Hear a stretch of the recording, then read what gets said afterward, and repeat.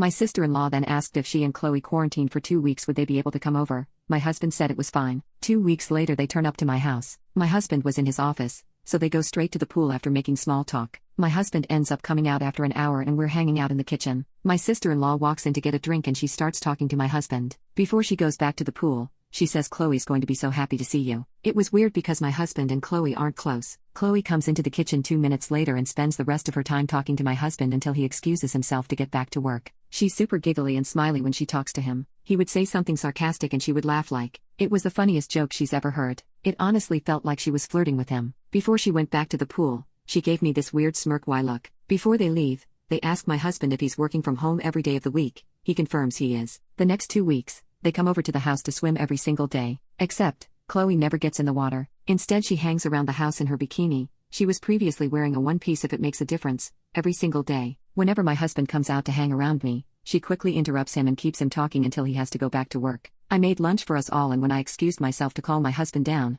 my sister-in-law quickly stopped me and said Chloe could call him for me. They shared a look and Chloe looked really happy when she went to get him. Chloe has also started to get touchier with my husband. She's put her hands on his chest and arms, stands or sits really close to him. To my husband's credit, he does usually create space between them whenever she does something like this. The reason I believe my sister-in-law is in on this is because she's made a few pregnancy-related jabs at me recently. She told me a story about how one of her friend's boyfriends was cheating on her and then said something along the lines of, "Did you know a lot of men start cheating when their wives are pregnant?" She's also made comments about how I look chubby now and it looks weird next to my husband because he's well built. If she spots my husband out of the office, she quickly goes to inform Chloe. I know pregnancy hormones can mess with a person's brain, so I'm wondering if I'm just looking for something that isn't there. My sister-in-law sent me a text yesterday asking if they could come over to swim next week and I really want to say no, but I know she'll whine to my husband if I do. I ideally want to have a conversation with him before then, but I'm not sure if I should mention the flirting. Am I being delusional? Update. We were watching a movie and my phone lit up with another text from my sister-in-law telling me she was now going to be here at 1 p.m. the next day to swim with Chloe. My husband saw it and told me to tell her not to come. This is really weird behavior for my husband because he tends to do anything to accommodate my sister-in-law and very rarely refuses her anything.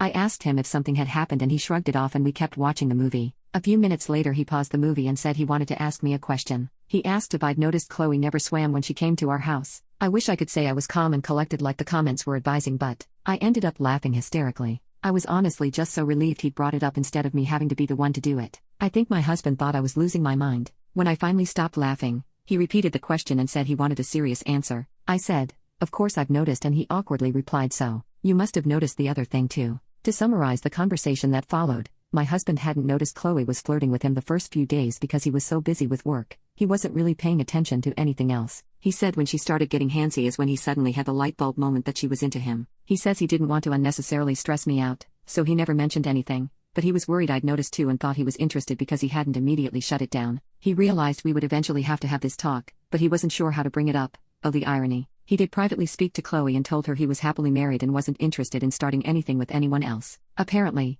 she never took him seriously because she kept doing it. In the end, he called his sister on Sunday to tell her either she got her to stop or Chloe couldn't come over anymore. His sister ended up having a tantrum and said a few nasty things about me/the baby/our relationship. She insisted I was somehow behind his request and made some comments about how I was controlling and insecure because I looked like a beach whale and Chloe was younger and hotter. He was pretty pissed at this and said if she said something like that about me again, he would stop speaking to her. She claimed I had baby trapped him, and when my husband pointed out we were already married so I didn't need to trap him and that he was the one who wanted to start a family, she kept insisting I had manipulated him into feeling that way. She claimed he was unhappy in our relationship and he always looked tired because I was forcing him to slave away to fund my fancy lifestyle, whilst I sat on my ass all day. He pointed out he chose to be a lawyer knowing he would have to work long hours and I had only recently left my job, so her accusations were baseless. She said some other stuff along the same lines, but the thing that made my husband finally snap was when she said it. The baby was already ruining everything and it was just going to get worse when it was born and he should have dragged me to the termination clinic whilst he had the chance. He told her neither her nor Chloe were welcome in our home anymore until they apologized for how they'd been behaving and for the things my sister-in-law said. He said he wasn't sure he could ever forgive or forget what she'd said about our child even if she did apologize, and he couldn't believe she would even think something like that,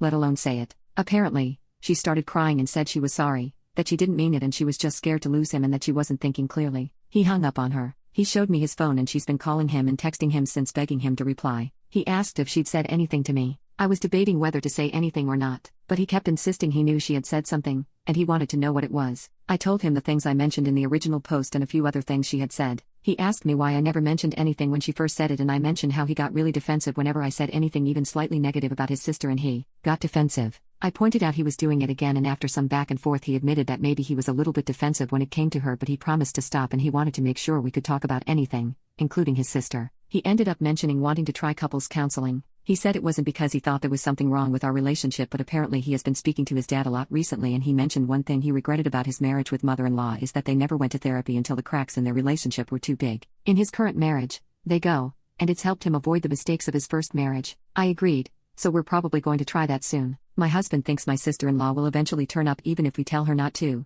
but he promised he'd deal with her if she did.